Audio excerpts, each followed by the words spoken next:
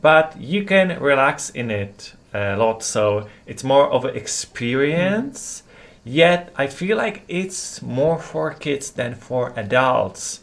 And I did enjoy it together as we played it, but I feel like alone I would find it interesting only for a very little time. So it is very hesitant no, because I know kids and father and daughter or son could enjoy it together. But as an adult, I don't think there's so much in the game. Welcome back to the channel, everyone. I'm Saladino.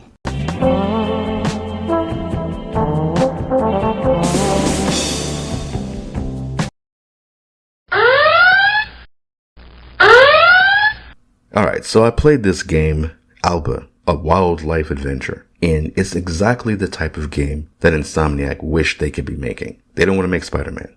They don't want to make Spider-Man 2 Electric Boogaloo. They want to make Alba a wildlife adventure. So Alba's just this little indie game, and it's cute, it's fine. It's about this little girl running around this island in the Mediterranean. It's a Spanish island, I guess, and you go around taking pictures of the animals, the different wildlife on this little island. You have an app on your phone that will tell you what the animal is you've taken a picture of. So it's sort of like Pokemon, I guess. You collect them all. At a certain point in the game, there's these evil developers and the mayor who decide that they want to build a luxury hotel on top of this nature reserve. So of course it's like, oh no, we have to stop it.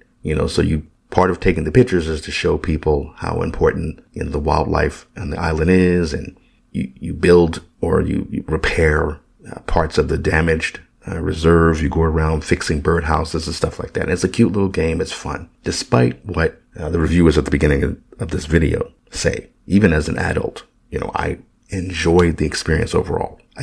It's not challenging. It's a cozy game. And I think that's the point of cozy games. You're not really wanting to be challenged. You want to experience this little world that's created. Now, problem comes in with this game really is just how much things that you notice take you out of the experience, because clearly it's made by activists or SJWs, or maybe it's just a case of it's an indie game. They needed funding. So they appealed to, the ESG overlords to get money to make the game. So they're like, hey, even though it's a Spanish island or whatever, it's going to be populated by a complete rainbow coalition of, UN ambassadors or whatever like that. It's actually absurd. So Alba herself is a little Indian girl, but her grandparents are Spanish. There doesn't seem to be any they don't explain clearly her name. Okay, so her name is Alba Singh. So clearly her dad is probably the Indian, and then the mom is their daughter. But she doesn't look mixed. I mean, it's just a little video game, and it's not super detailed the way the figures look, but SJWs do that all the time. Especially these days. They just cast people. They don't care if they look at all like the parents. There's this guy. He's a lifeguard. You don't actually talk to him until near the end of the game. And you just notice him on the beach as a lifeguard. And I'm like, they got this brother just sitting here like it's no big deal. Come to find out that this little boy that likes Alba, little white kid, I think his name is Juanito. He talks to you from time to time. Just a completely little white kid. He's the son of the black guy who's the lifeguard. And they don't say, oh, this is my adopted son or nothing like that. It's just his son. And one of the things that takes you out of this really well created world. It's really cool to run around on the beaches, run through the forest. There's this castle ruins, and take pictures of these animals. You hear all these great animal sounds. And, you can even check your journal after you've taken pictures and press a button next to the corresponding beast and hear its call or whatever. And all that stuff is cool. But what takes you out of it is the fact that SJWs, activists or whatever, this pandering stuff that we're going through, there's no chill. They don't know how to blend it in an interesting, a natural way. The island is too diverse for it to feel like you've been transported to a place you never would go or might not likely ever go to. It's not enough for Alba herself to be Indian. There's a dude named Gong there. There's a Muslim girl in a hijab by herself. And that's something I remember your boy Zach, where he would talk about, and these were videos from years ago before I was even watching him. He would talk about one of the things SJWs were doing in comic books, where they would always put a girl in a hijab or kima in the comics, like completely inappropriate, because you're not going to normally find a Muslim woman by herself just walking around like that, unattended, unaccompanied or whatever.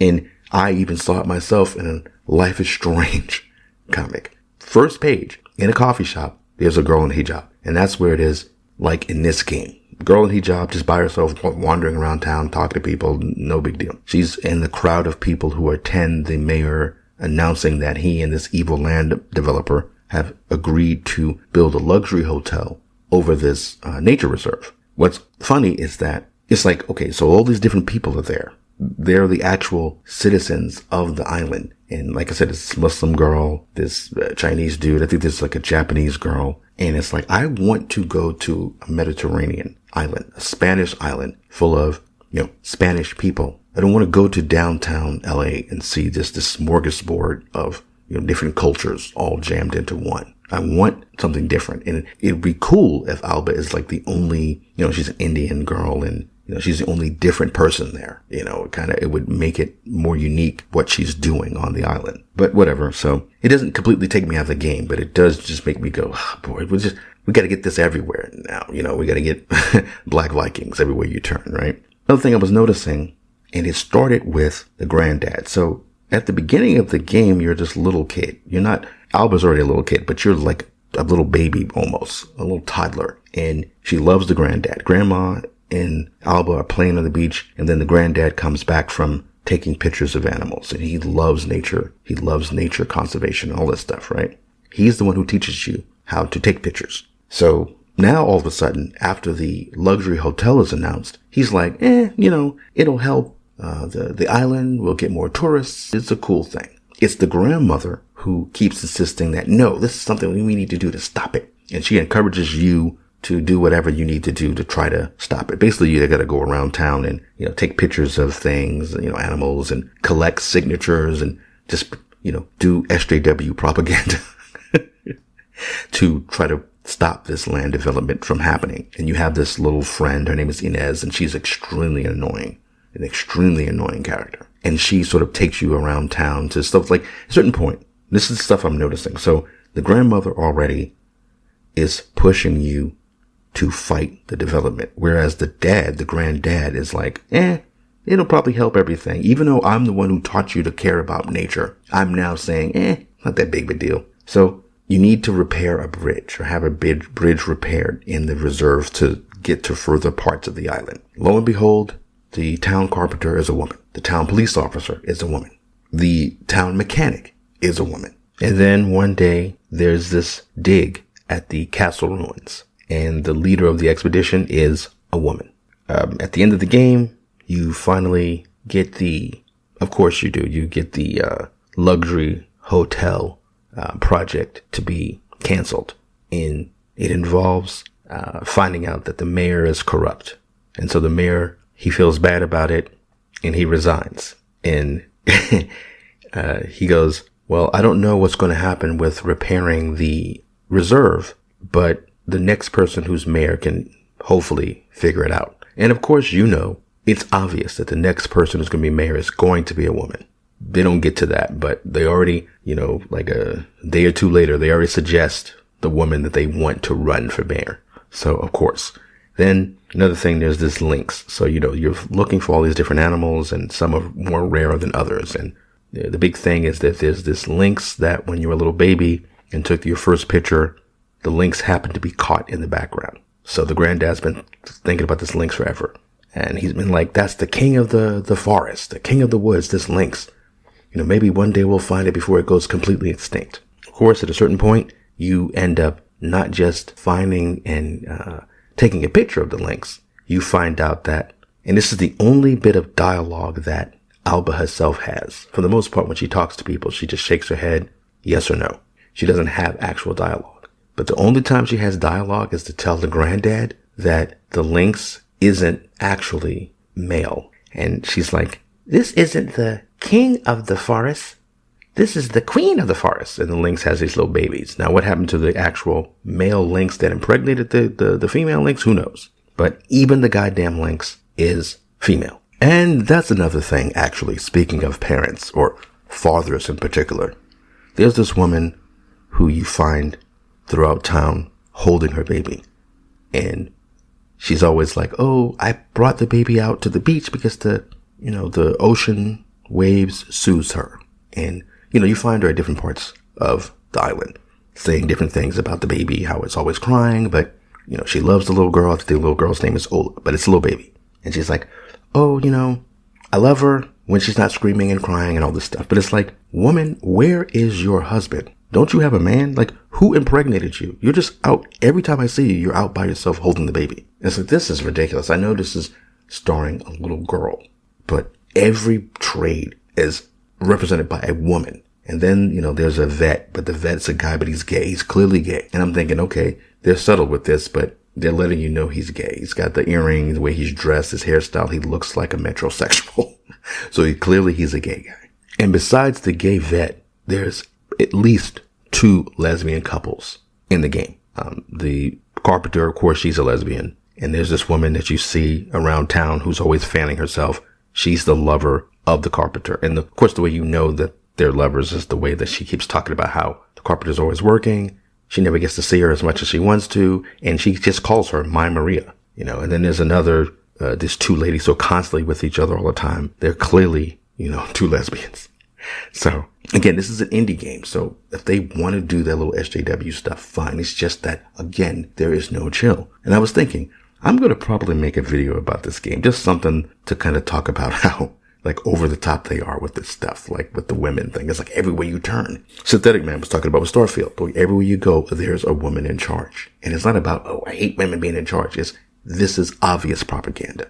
They're women doing roles that they typically would not be doing, especially not some little small island somewhere.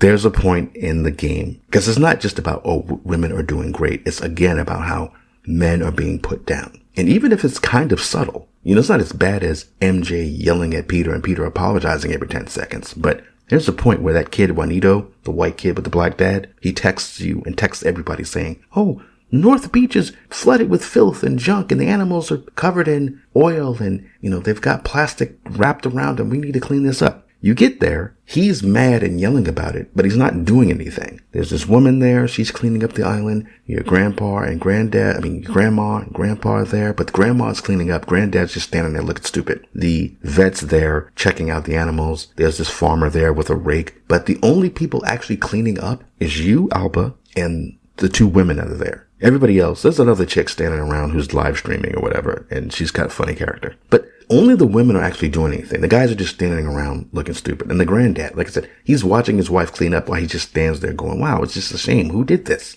The thing that made me decide to make a video about this was this moment.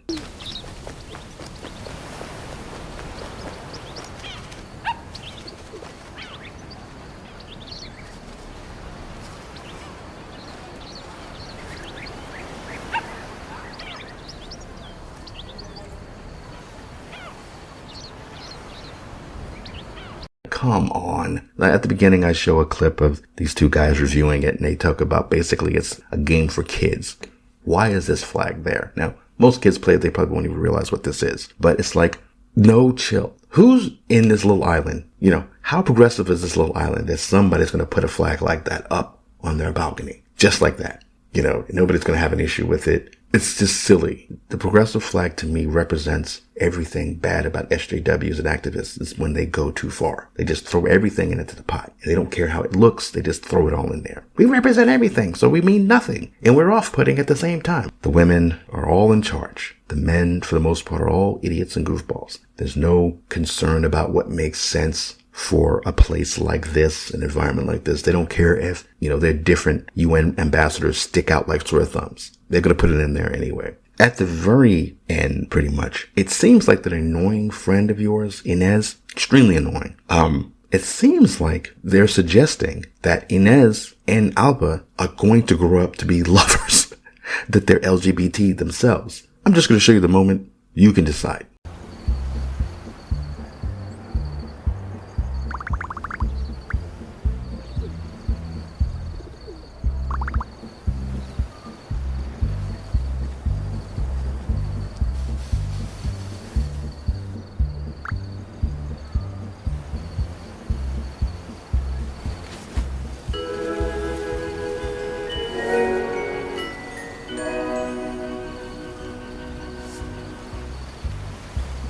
We're breaking the law, breaking the world.